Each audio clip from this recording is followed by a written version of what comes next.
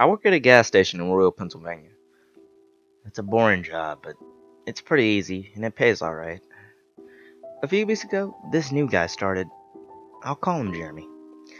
Jeremy is weird. He's about 25 or 26 and he hardly speaks, but he's got the creepiest laugh I ever heard. My boss and I have noticed this, but it's not much of a problem, and so there's not much we can do about it. Customers have never complained about him, and he's always done his job fairly well. Up until a few weeks ago, anyway, that's when things started to go missing. Employee theft can be a problem at any business that sells consumer goods, and there's only one person working at a time at this gas station.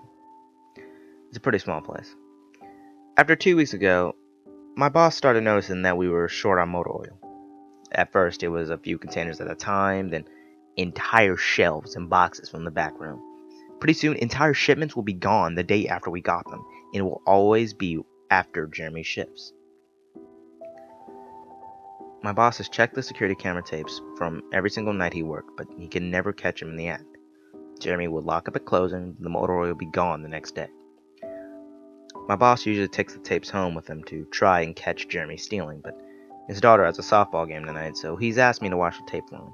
He's offered to pay me overtime under the table, so obviously I took that offer. There are 3 cameras, so he gave me 3 different tapes to check. I figured it would be a long night, but I'm trying to save it for vacation, so I really need the money. I took the tapes home, popped them in the old VCR, and sat back. 2 days ago, the last time he worked. Jeremy started at 4 p.m. Everything seemed pretty normal at first. He counted up his drawers, switched off and on with the girl who was working with him, and waited for a customer. First person who came in was Mrs. Templeton. Timestamp on the video read 4:03, a regular. She picked up her cigarettes and a newspaper and played with a 20. Nothing unusual there. The next customer was some local guy named Ron. He drives a motorcycle, usually comes in every few days. Filled up his tank, got a bag of beef jerky, and paid with his credit card, and then left. Next was some guy with a cowboy hat. I'd never seen him before, but we get plenty of strangers passing through. Just like any gas station. He got $40 worth of diesel fuel, paid with a $100 bill. Then went on his way. I sat back inside. The only thing more boring than doing this job is watching someone else do it. My boss's offer was tempting enough to keep me watching, so I left the tape on. Everything seemed pretty normal. I had a feeling that if Jeremy was stealing motor oil, he knew we were suspicious of him now. I didn't expect him to be dumb enough to let us catch him on camera. So things stayed boring and routine until about 5 o'clock. At 5:03, Mrs. Templeton came back in. She must have forgotten something, but she didn't. She bought the same pack of cigarettes as before and the same newspaper. And she paid with another 20. That's odd, I thought, but then again, she is a little absent-minded. I thought Jeremy should have told her she already got her smokes, but it's not against the rules to sell somebody the same thing twice, and that's when Ron came in again.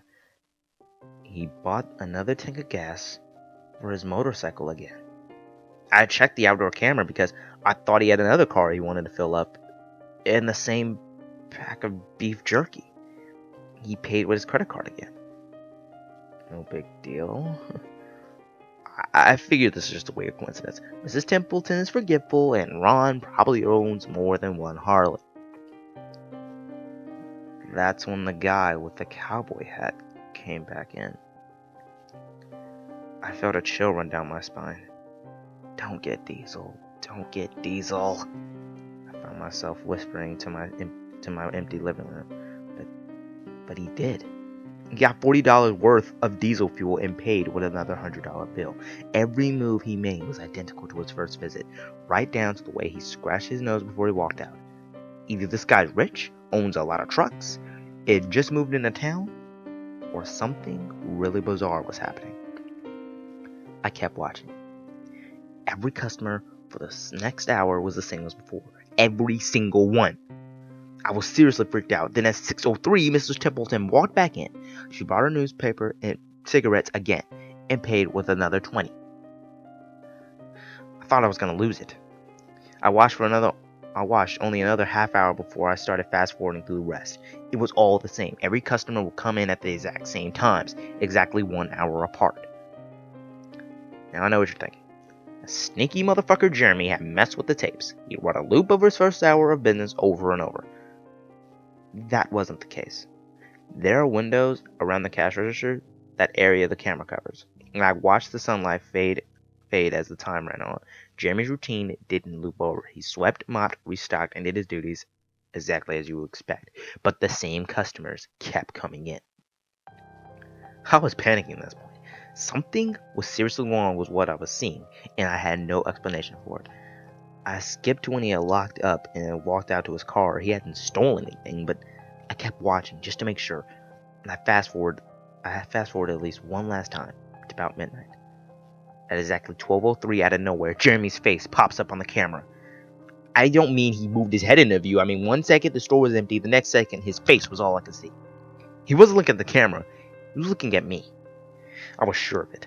I screamed and fumbled for the remote, and by the time I grabbed it, he was gone. Just as soon as he had left.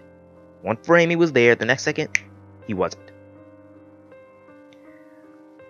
My hands were shaking like crazy, but I popped in another tape. The other indoor camera shows the back area by the cash register, and I would be able to see how he got his face to the camera like that, so I skipped to 12:03. But there was nothing. I would have been able to see him standing on a chair or something on this tape, but he wasn't there. I didn't see him enter the store at all after he left. It's like he wasn't really there. He doesn't know the security code, and no alarms were triggered that night after he locked up. What I did see, however, was at 12:03, the motor oil vanished off the shelf. All of it. Same as Jeremy's face. 1 second it was there, the next it wasn't. I turned the tape off and went to bed. I didn't get a wink of sleep.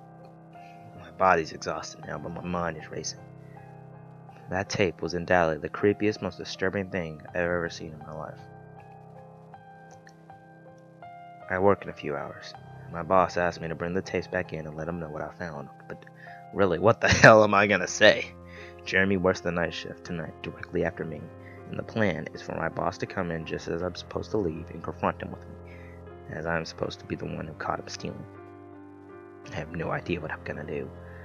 I suppose I'll have to show my boss the tapes. I don't want to watch them with him. I don't want to see anything like that again. I can't get that image of Jeremy just smiling directly into the camera out of my mind. It was the creepiest look I've ever seen on a human being's face. Anyway, I'm gonna try and get some last minute sleep. I'll let you guys know what happens. Update. 2:49 p.m. Updating from my phone. Apologies in advance for errors, but my boss just finished watching the last of the tapes. I told him what to expect, but you really can't prepare someone for something like that. He's scared shitless. I am too, and Jeremy is due to come in at 4. We got a little over an hour to get our shit together, but neither of us knows what to say to him. Is he just some fucked up guy who likes to steal motor oil and scare the shit out of people? Or is he something else? I don't know if this is crazy, but does anyone think he could have something to do with the time loop? My boss says he's never noticed anything like that in the other tapes, but the way he popped up in this one made me think he knew I'd be watching. It's like he wanted me to see what he could do. Like he was showing off or something. The way he smiled at the camera was like a little kid wanting to show you a sandcastle they built or something. I don't know. I probably sound crazy. I sure feel the part. I'm going to talk to my boss some more. We're going to calm ourselves down and figure out how to handle this. I'll update again tonight, but I have a really bad feeling how this is going to play out. Update. 4:33 p.m. No sign of Jeremy. Try calling him, but his phone has been disconnected. We're calling the police.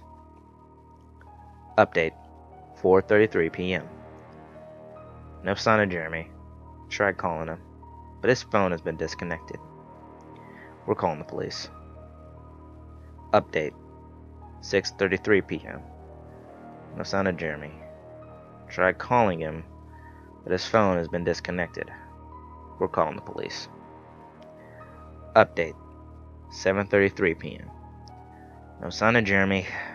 Tried calling him, but his phone has been disconnected. We're calling the police. Update, 8:33 p.m. No sign of Jeremy. Tried calling him, but his phone has been disconnected. We're calling the police. Update, 10:58 p.m. Holy shit. Holy shit, holy shit, holy shit. I just got home and saw my previous updates, and now things make less sense now than ever.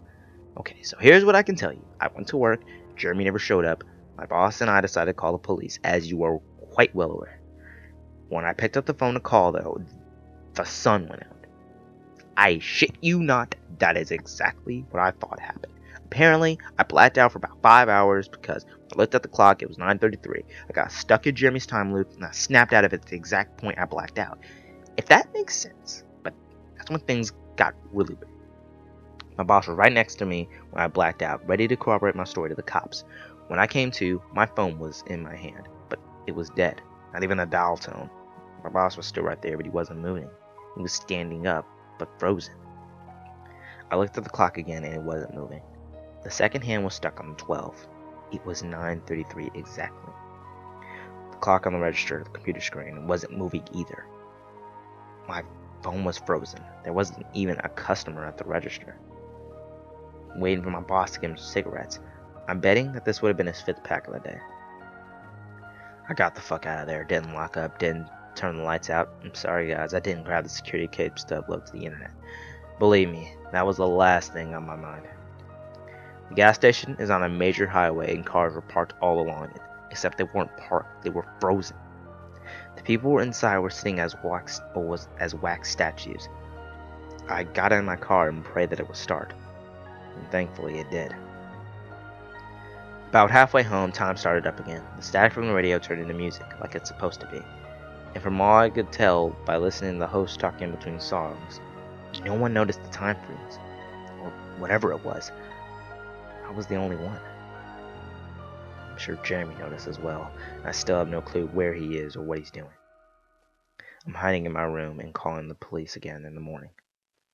I don't know if I even got to them before, or if I did, whether they took me seriously. I'm scared for my life at this point. I'll update tomorrow, if I can. Final update, 10:33 a.m. I finally fell asleep last night around 4. I have no idea how I did it. I guess exhaustion finally got the best of me. This morning I woke up with my phone ringing, and it was my boss. He had been calling me about since 6. He woke up when time turned back on last night and immediately called the cops. They came by to see what was wrong, and he told them everything. These guys around here are all small-time guys. They were more concerned about the missing motor oil than anything, but my boss figured he would take it, as long as he had their attention. They decided to go looking for Jeremy. We keep all our employees' applications on file, and since Jeremy just started working here, his was easy to find. They checked his address on it and head over to his house. You're not going to believe what they found. The address Jeremy listed on his application was an empty lot. Or, at least now it is. There used to be a house there, but it burned down in '93. Being in a small town, almost everyone remembers that fire. A family of 4 used to live there way back when. Rumor has it they had an estranged son who they never really talked about, but I can't say for sure that that's true. What I can say that's true, that's after an insurance investigation, the fire was ruled out in arson. The entire house was soaked in oil and torched with a Molotov cocktail. The family was sleeping when it happened. None of them survived. They never caught the guy who did it. Rumor is that when they tried to contact their estranged son, no one could find him. Anyway, my boss called and told me this. I freaked out. Then he asked me to come to the gas station. What, are you crazy? I said, but he assured to me that the cops were there with him. Then he dropped the bomb. The FBI were also in town, and they were going to talk to me one way or another. So I might as well come in. It was about 7:15, and I wanted to go back to bed, but I figured I wouldn't be able to get much sleep anymore anyway. So I went down. 4 men in suits greeted me and told me to have a seat. We went over everything 2 or 3 times until they got all the details down. I told them about Jeremy, the security tape, and the last night at work. Everything. Finally, after I finished, one of the agents says, "Oh Christ, we got another one on our hands." They made me sign a bunch of papers saying I wouldn't tell anyone about what happened, so I can't say much more. I might just be breaking the law by posting this. So now I'm home. I'm not sure what to do with myself.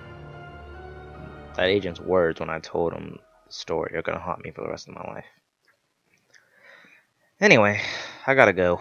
I have some errands to run today, then I have to go into work and pick up some tapes. My boss and I think this new guy, Jeremy, is a complete creep. He's still in motor oil, and I have to watch the security camera footage so I can catch him in the act. I have better things to do, but my boss is paying me overtime under the table. And I'm trying to save up for vacation, so I could really use the money. Should be pretty simple. The oil always goes missing right after his shifts, so I figure I'll just watch the tapes, catch him in the act, and that will be that.